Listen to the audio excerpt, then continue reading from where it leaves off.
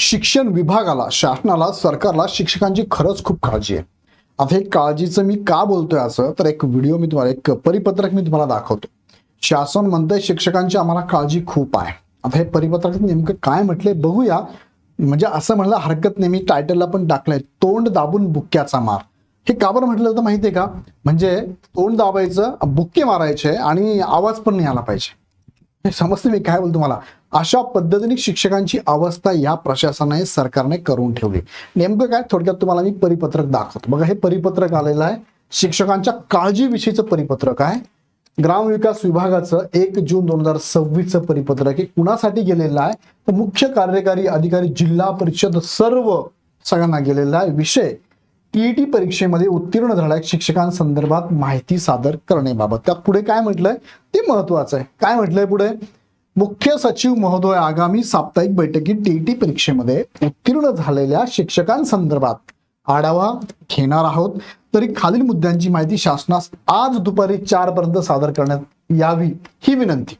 काय काय त्यात सांगितलं? जेवढे शिक्षक तुमच्याकडे आहे त्यापैकी टीईटी उत्तीर्ण शिक्षकांची संख्या सांगा आणि जेवढे शिक्षक आहेत त्यापैकी किती टक्के उत्तीर्ण ते सांगा. आता हा तिसरा मुद्दा बघा, किती काळजी तुमची, शिक्षकांची काळजी बघा किती शासनाला.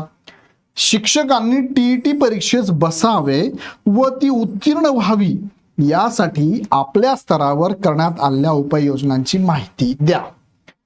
आता आमचा प्रश्न तुम्हाला आहे, तुम्ही यांना विचारताय की शिक्षकांनी टीईटी परीक्षेत बसावे, उत्तीर्ण व्हावे यासाठी तुमच्या स्तरावर कोणत्या उपाययोजना केल्या?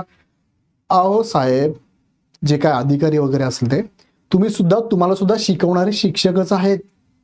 त्या शिक्षकांना तुम्ही टीईटी लावायला लावली, आता टीईटी पात्र व्हायला लावली, म्हणजे ते अपात्र समजलं त्यांना. तुम्ही या शिक्षकांसाठी काय, जे तुम्ही इथे वाक्य वापरलं, उपाययोजना केल्या त्या सांगा ना आम्हाला. कोर्टामध्ये केसेस लढण्यासाठी या शिक्षकांच्या बाजूने महाराष्ट्र सरकारने आणि भारताच्या केंद्र सरकारने कशा पद्धतीने मांडणी केली आहे, काय उपाययोजना केली तुम्ही, आणि तुम्ही इथे विचारता यांना काय उपाययोजना केली?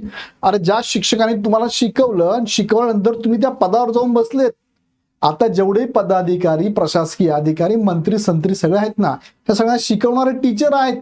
आणि त्या शिक्षकांना तुम्ही अपात्र ठरून टीईटी क्वालिफाईड व्हा असं सांगताय. काही ठिकाणी मान्य आहे, सगळं मान्य आहे, पण जरा याचं तारतम्य बाळगून तुम्ही सांगा. हे असे पत्रक का पाठवता तुम्ही? एवढी काळजी दाखवता. आम्हाला माहिती तुम्हाला किती काळजी आहे, आम्हाला सगळं माहिती, सगळी कल्पना आहे. अशा पद्धतीने तुम्ही ज्या पद्धतीने हे पत्रक पाठवतात ना, आणि ज्या पद्धतीने शिक्षक भरती राबवली जाते ना, अक्षरशः लाज वाटली पाहिजे.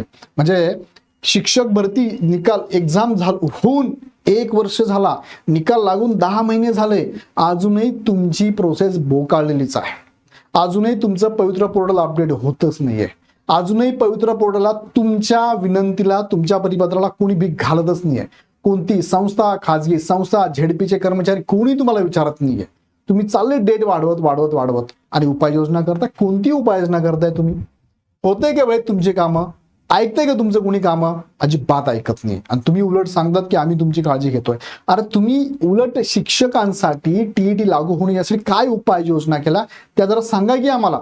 तुम्ही यांना विचारताय, हे कोण मुख्य कार्यकारी अधिकाऱ्यांना विचारता तुम्ही कोणती उपाययोजना केली, यांनी काय उपाययोजना करायची? बरं, यांनी पण काय करायला पाहिजे? मग शिक्षकांचे फॉर्म भरलेत का, फीस भरली का, त्यांनी उपाययोजना म्हणून त्या शिक्षकांना वेळ दिला का? बाबा रे, तुला टीईटी पास व्हायचंय, तू झालाय टीईटी पास, ओके तू काम कर बाबा, तुला टीईटी पास व्हायचंय, तू हाफ डे घे बाबा, तू 2 महिने सुट्टीवर जा, तू 3 महिने सुट्टीवर जा, अरे तू जनगणनेला जाऊच नको, अरे तू हे काम जे ऑनलाईन जनते हा बघून घेईल, तू करूच नको. असं काही उपाययोजना केली आहे असं तुम्हाला वाटतं का? उलट तोंडवर करून तुम्ही यांना विचारतात काय उपाययोजना केली.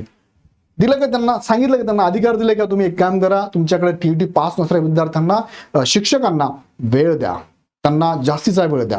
फॅमिली पाहायची, विद्यार्थ्यांना शिकवायचं, ऑनलाईनचे कामं तुमचे सगळे फिडअप करून द्यायचे, जनगणना करायची आणि परत त्यांना अभ्यासही करायला लावायचा.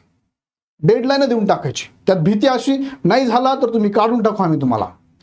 अरे काय चाललं हे? पदोन्नती नाही मिळणार तुम्हाला. त्यांच्यात मारामारी लावून दिली तुम्ही.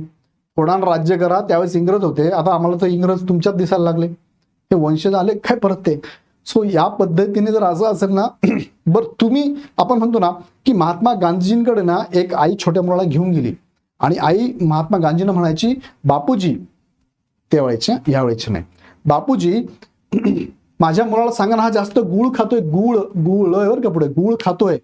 तर बापूजी म्हणले की ठीक आहे, उद्या घेऊन या त्याला. दुसऱ्या दिवशी परत बापूजींनी तोच, उद्या घेऊन या. असे 4-5 दिवस बोलले आणि 10व्या दिवशी बापूजींनी त्या लहान मुलाला सांगितलं, बाळा गूळ खाऊ नको. बस एवढं सांगितलं. त्या आईने विचारलं, बापूजी एवढं सांगलं तुम्ही 10 दिवस का लावले? बापूजी म्हणले, बाबा मीच पहिले गूळ खात होतो, मी गूळ मी सोडला, मग त्याला सांगितलं. मी पहिले अनुकरण केलं, मग त्याला सांगितलं. पहिले तुम्ही अनुकरण करा, मग त्यांना उपाययोजना करायला लावा. तुम्ही तर नाही करायच्या, यांनी पण नाही करायच्या आणि उगाच काहीतरी आणायचं. आम्हाला शिक्षकांची खूप काळजी.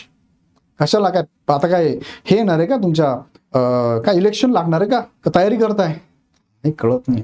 म्हणजे राग एवढा व्यक्त होतोय माझा की शिक्षक भरतीची जाहिरात देण्यासाठी एवढे अधिकारी परिपत्रक पाडून सुद्धा कुणी तुम्हाला जुमानत नाही.